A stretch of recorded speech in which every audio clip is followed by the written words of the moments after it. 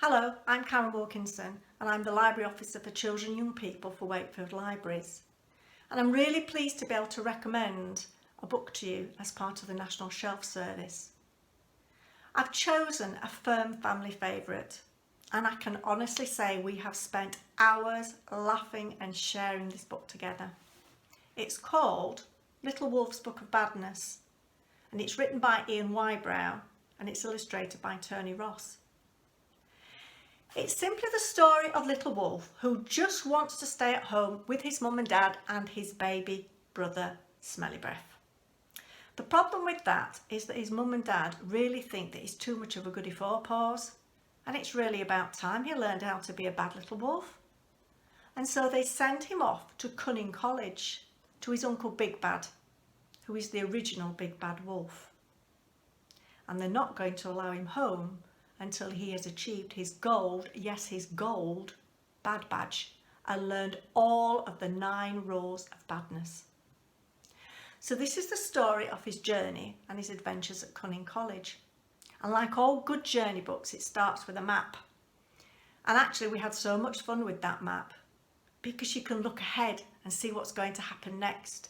And you can try and work out what will happen in the adventure, what's going to happen further down the road.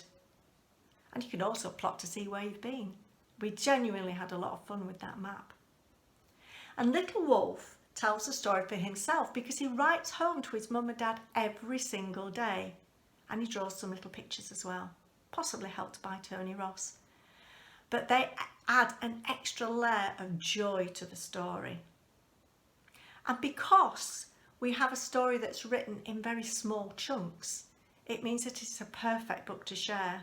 Because you can read a small chunk or you can read a larger chunk. But you do need to be ready because if you only read a few days at a time, you might hear the cry, "Just another day, please." That's certainly a cry that we heard quite often at home.